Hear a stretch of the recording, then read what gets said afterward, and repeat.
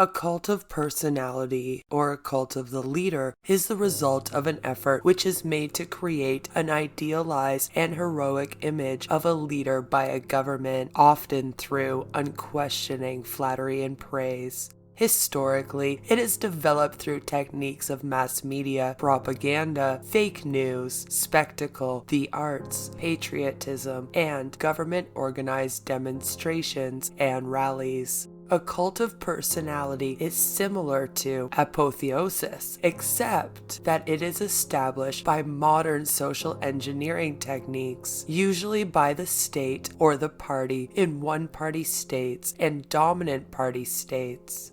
A cult of personality often accompanies the leader of a totalitarian or authoritarian countries. It can also be seen in some monarchies, theocracies, and failed democracies. The advent of the internet and the World Wide Web in the 21st century has renewed the personality cult phenomenon. Disinformation via social media platforms and the 24-hour news cycle has established the widespread dissemination and acceptance of deceptive information and propaganda.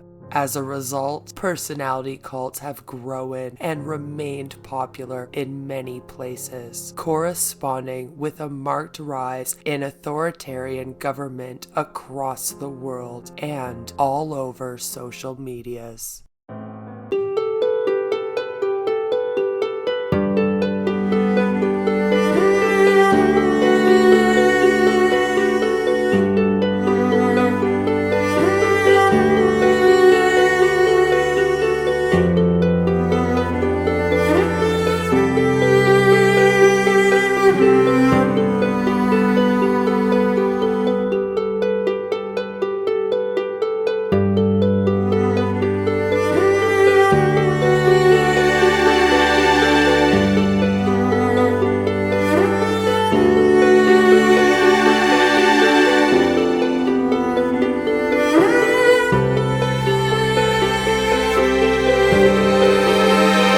The term cult of personality probably appeared in English around 1800 to 1850, along with the French and German use. At first, it had no political connotations, but was instead closely related to the Romanticist cult of genius. The first political use of the phrase appeared in a letter from Karl Marx to German political worker William Bloss, dated November 10th of 1877.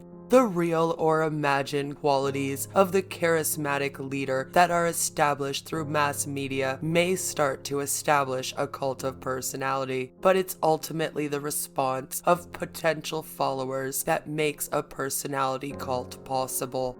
While the overarching mission led by a charismatic leader, such as bringing about a new utopia, is often so lofty that it's unrealistic, follower support is typically built on the inclusion of more realistic, practical goals, such as better wages or less competition for jobs that will help followers imagine an improved future. In a cult of personality, the leader solidifies and legitimizes his authority through media manipulation and propaganda that causes followers to believe the leader is the only one who can achieve the stated mission. However, the followers' ongoing belief and devotion to a personality cult isn't sustained by its leader and mission alone. It's also membership in the group and loyalty to the other group members that maintain their loyalty. An individual's dedication to the other members of a personality cult can be key to both their continuing membership and the group's specific beliefs they buy into and actions they're willing to perform.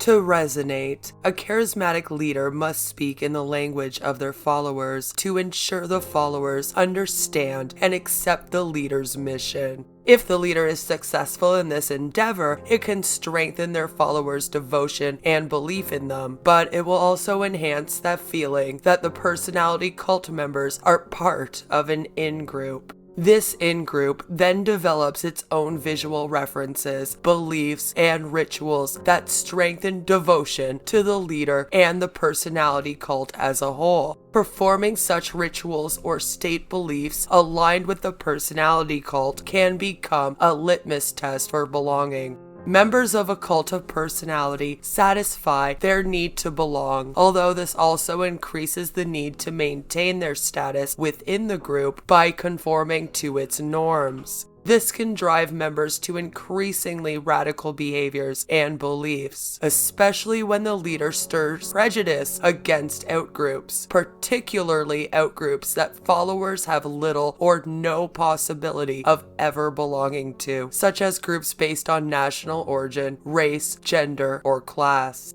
Ultimately, when devotion to the leader and their mission evolves into devotion to the personality cult as a whole, followers may experience identity fusion, in which one's social identity and individual self-concept are fused. This can lead followers to feel a family-like bond with other group members, encouraging them to engage in extreme behavior, even fighting and dying on behalf of the group. According to the theoretical framework of the devoted actor, these actions have nothing to do with anticipated risks or rewards, but are the result of the follower's unconditional commitment to the group's morals, values, and ideology or lack thereof. In cults of personality, this can mean loyalty to the group, and obedience to the leader becomes more important than more established values. As a result, identity fusion with a personality cult can result in ties to the group that are even stronger than those to their own family.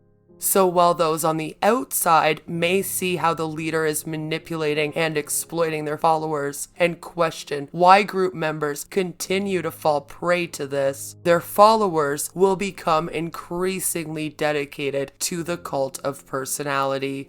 Because cults of personality are so successful at fulfilling social needs, it can be challenging to break free on one's own. Moreover, if one lives in a country where a personality cult was created to strengthen the political hold of an authoritarian leader, they may have no ability to do so. For people who have fallen prey to cults of personality operating in democracies, it will likely take concerned friends and family to start the process of opening a loved one's eyes to their participation. However, friends and family won't be able to get through to a loved one who is a member of personality cults by calling them names or bluntly telling them they're being manipulated. Instead, the key is displaying empathy and asking questions without condescension or judgment. No matter how devoted an individual may seem to a cult of personality, there will be some cracks in their loyalty, even if they are initially difficult to discern. A friend or family member can detect these cracks by opening up a friendly dialogue and then very gently point them out.